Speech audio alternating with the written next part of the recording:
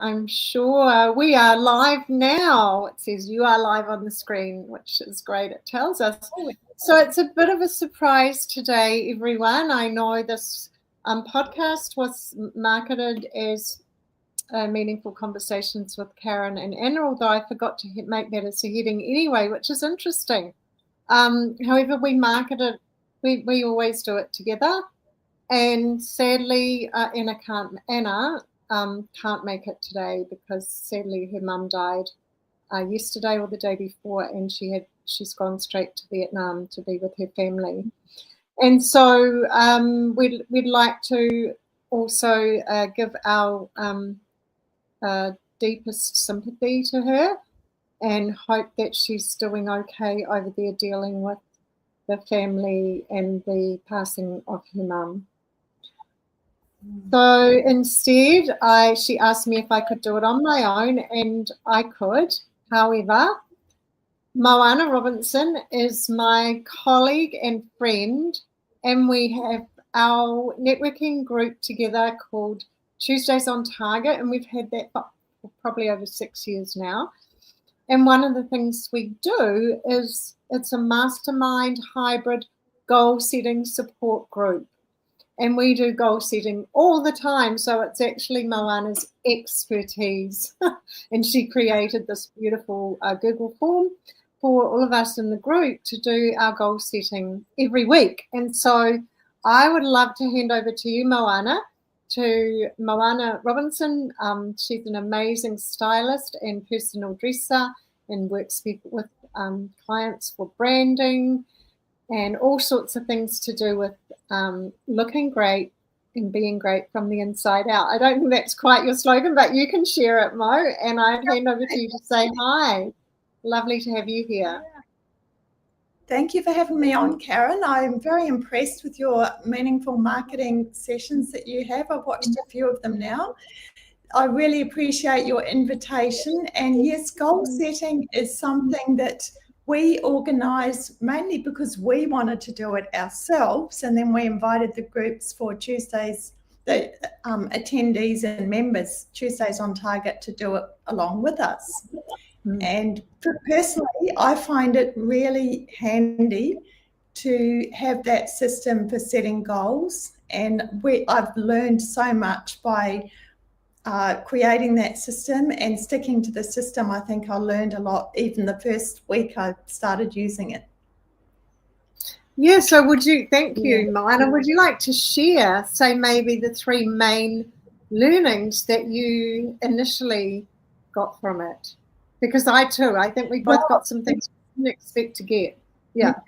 The main thing I learned was not to be greedy and, just sort of think that I can achieve more than I could achieve. So in my head, I thought I could achieve 20 goals for the week.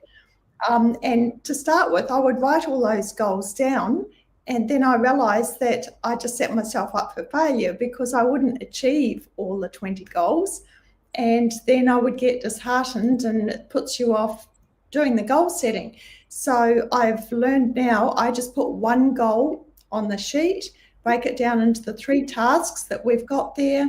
And once I've finished that goal, then my reward is ticking that off. And then also I can put my next goal up. So that was the first thing I learned, which was to not put too many goals in all at once, to do one at a time. And the learning that came from that was to focus on one thing at a time instead of all those bright, shiny objects out there. And the third learning that I had was to be realistic, to do with the size of the goal that you can do in a week as well. What did you learn? Thank you, Moana. And that's so true in that we tell our people now when we introduce them to it, or we remind them each week actually when we're talking about it, how important it is. Because I remember a lot of new people when they come in and they say, oh yeah, I've got my goals, I've got this list of goals, which is exactly what you said for number 1. And of course, that's what I think we default to. We default to our list of goals, our list of things that we want to get done. And of course, we remind them that the system works, and it really works. We know it works when you choose one, and I call it WIG. And WIG stands for Wildly Important Goal. And so that goal doesn't have to be a big goal, and it doesn't have to be a goal to do with your business or with magnanimous results. It's something that you want to achieve and that's been buzzing around in your head, or all the time when you go past somewhere, you're like, oh, I really must do that. I want to get that done. I'll do it later, whatever. It's that kind of goal that you know if you achieve that, you can get it out of your head and leave space for something else. Yeah. So that was so that's a really important point, is to how people understand how much easier it is when we focus on the one goal, like you said, for number 2. And number 3, the big, not having it too big, of course. You know, there was a time when I set a goal up, and it was a big goal. You know, it was something, one, I don't like doing, so it was to do with accounting. And secondly, it was like do the whole year, right? Or the whole 6 months or whatever. Yeah. And I kept not getting it done. And of course, being the leaders of this group, we want to set an example. And we talked about it. And I said, you know, I realized that I wasn't getting it done. And I didn't enjoy coming on and saying to people, I didn't get it done this week. I'll do it again. You know, I'll put it on again for next week. Because for one, you lose your own integrity. You lose integrity to the others, and it just doesn't feel good, right? And that's one of the advantages, as you said, of ticking off goals, is that it enforces it within us and our personal integrity. It enforces within us that feeling of, I guess it increases our self-esteem and our feeling about we can do what we say we're going to do, you know. And so I realized that that's what was going on, because if you make the goal too big to achieve in a week, because these are goals for us that we say we'll do in a week, and you don't get them done, then it's counterproductive. So then, and it's sort of what we, you know, that saying, how to treat your clients, to under-promise and over-deliver. Maybe that's what we want to do for ourselves. You know, under-promise and over-deliver instead of over-promise and under-deliver. And it's the old thing, you know, treat yourself as you would like, as you feel you're treating your clients and other people. Don't we deserve to achieve those goals as well? And don't we deserve to achieve what we want to achieve? So we're sort of, otherwise we're just over-promising to ourselves that we will achieve the world in a week, and it's just impossible sometimes. And I love that thought around, how would we treat our clients, or how do we think our clients would like to be treated? Let's treat ourselves the same, because, you know, we talk about that with regard to personal development and mindset and things, where we say that we're often, with the things we say to ourselves, either in our head or sometimes even outside, when we, you know, if we're clumsy and we drop something and we call ourselves an idiot or whatever, and yet, you know, we'd never say that to our best friend, least, we'd never say that to our enemy, probably, least of all our best friend. So I think that's a really good point too. And so one of the things we learned, but I want to distinguish this between something that we had set up with Anna was, what's your end game? So I want to distinguish it. But one of the things to carry on with what we were talking about, that thread around the goal being too big and then not achieving it, is we learned to break it down into parts of a goal that we could achieve in a week. So achievable goals within that bigger goal that we can say, okay, well, this week I'm going to do this part of that goal. And so for me with accounting, it might have been, I'll do a month. You know, I'll get the month up to date. And that makes us, that changes everything. So it means that that's achievable because we chose something we believe we could achieve easily. And then once you go through the process of doing it, ticking off the 3 tasks one at a time as you do them, or all at once or whatever, then you go through that process of reinforcing to yourself that, wow, I can do it, you know, I am okay, I'm pretty good actually, you know, I have achieved my goal and I can move on to the next one or the next part. So we didn't realise when we started this, did we, Mo, that how powerful it is, how powerful this simple little process of setting goals and achieving them is, what a difference it makes to our own mindset, attitude, and happiness, really. Satisfaction, yeah. And I think I understand what Anna's talking about, the end, what is the end result that we want to achieve. Yeah. That weekly goals can be part of a major end goal, but what you call a WIG, that it is wildly important, a wildly important goal each week, because if you don't get that done, you don't achieve your end goal. And the 3 tasks that we break the goal down into, if you don't achieve the 3 tasks, you don't achieve the weekly goal. Otherwise, how we were talking about writing a list, it's just a to-do list. It's a laundry list or a shopping list. Yeah. Just writing a list, then sure, you can tick it off, but it's just a list. It's not really being specific enough. Yeah, I agree. And as far as the tasks go, that was another big step for us. It changes, once again, it's a game changer, because when we looked at, well, what are the tasks to achieve that goal? And, for me, it might have been, if we go back to the accounting one, it might have been, open Xero and work out where to go to do the reconciliations for the first month.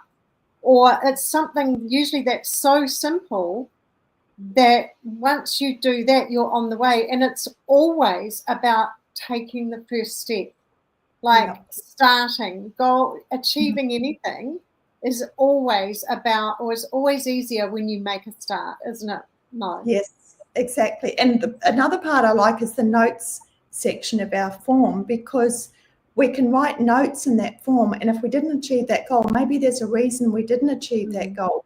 By breaking it off into 3 tasks, there may be parts of that goal that is out of our hands. And your accounting is a good example. Just a few minutes ago, I was having a meeting with my husband and my daughter, and I asked my daughter, who's an accountant, to help me with some journal entries for a problem in my accounting system.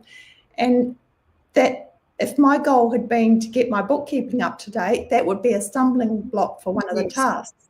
And so the note that I would write at the end is to ask my daughter, to do these journal entries so that I could clear that up. So sometimes it's that, part of the goal, like, who do you need? Whose help do you require to help you achieve that goal? Yeah, that's so true. And I love that. That as long, we've done that. As long as we know to ask or go to someone, or if it's something out of our control, as long as we include that as part of the goal, if we don't achieve it because they haven't come back to us, which happened to me once, that's okay, because we know why. But if it's within our own ability to achieve those things, then we can get them done. Or if we don't know how, like you say, then we ask someone else. It's all about getting started and then progressing through each part of it, which really helps to achieve the goals. So here's the question: why do you want to achieve your goals? Why do you want goals, and why do you want to achieve them? It's the satisfaction. It's the feeling that I get. I'm a very into feelings, and it gives me a great feeling to know, yes, I've achieved that goal today. It's a really good step towards the end goal that you've got. And I love to be not necessarily a super systemized person, but I love the thought of systems, and I love the thought of having things up to date. And it is for me, it's a feeling that you get inside. It's that feeling of ticking off, that celebration when you've achieve the goal, even if it's something tidying a room or something.